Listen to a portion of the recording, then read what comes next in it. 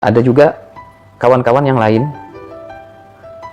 sudah baik, sudah khair alhamdulillah, tapi malah mereka malas hadir majelisnya, kendor, semangatnya itu turun, sehingga membuat mereka kadang hadir kadang enggak. Di satu sisi para pendosa rebutan pengen hadir tapi merasa nggak pantas. Ini orang yang sudah dipilih oleh Allah tapi dia merasa malas, dan sehingga membuat dia itu semangatnya kurang. Mungkin ada motivasi dari Habib buat kawan-kawan di sana supaya kita lebih semangat lagi berkhidmat di majelis dan untuk hadir di majelis minimal.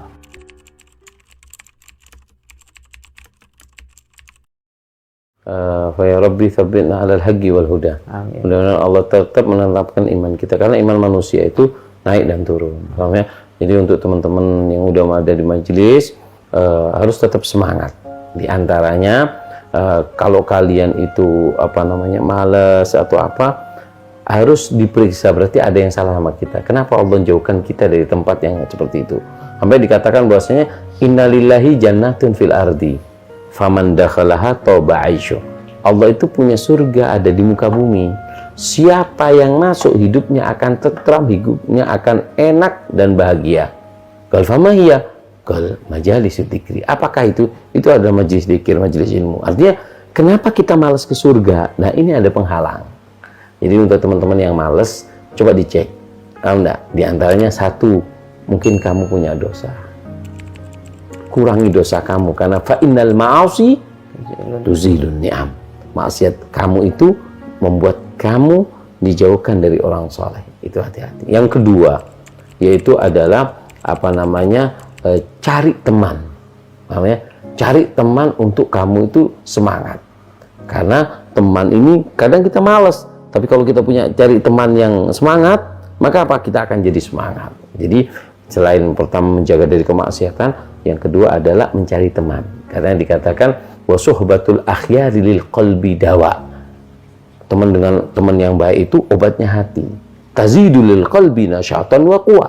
Memberikan semangat hati untuk berbuat baik. Makanya kata Rasulullah, almar'u ala dini khalilihi. Kadang kita malas di majelis, kenapa? Berarti kita udah sering berteman dengan orang yang nggak suka dengan kebaikan, sehingga kita merosot peringkat kita ke bawah karena kita salah berteman. Oleh karena itu hati-hati tentang teman.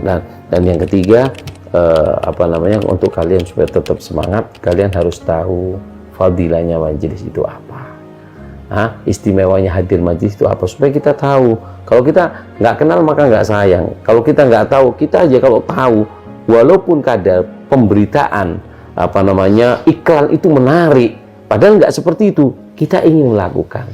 Nah, begitu juga kita harus tahu fadilah majelis ilmu supaya kita bisa semangat hadir seperti itu. Jadi 3 ya, jaga diri dari maksiat, cari teman yang bisa membuat kita semangat untuk hadir majelis, dan kita harus tahu fadilahnya majelis. Apa fadilahnya? Mungkin singkat saya memberikan faedah. Ada seorang Habib yang bernama Al-Habib Umar bin Segaf As-Segaf. Habib Umar bin Segaf As-Segaf beliau mengatakan bahwasanya duduk dengan orang soleh itu adalah mimma yajlibus surur. Salah satu adalah sesuatu yang bisa memancing kebahagiaan buat kita. Mimma yajlibus surur wa tukshafu bihil kurub. Semua musibah masalah kita bisa kita atasi dengan duduk dengan orang soleh. Makanya dikatakan bahwasanya bakhat man qad ra'ahu. Al-Habib Abdullah bin Husain bin Tahir itu punya santri. Kata beliau, aku tidak pernah merasa hidup di dunia yang sumpek penuh masalah kecuali ketika ketika guruku Al-Habib Abdullah bin Husain bin Tahir meninggal dunia. Kenapa? Karena duduk dengan beliau bisa menghilangkan daripada masalah dan problematika yang urusan daripada dunia. Yang ketiga, tughfarud dzunub, dengan duduk dengan mereka, duduk dengan orang soleh, bisa menyebabkan kita diampuni dosa. Oleh karena itu, ini salah satu di antara 3 istimewanya hadir majelis.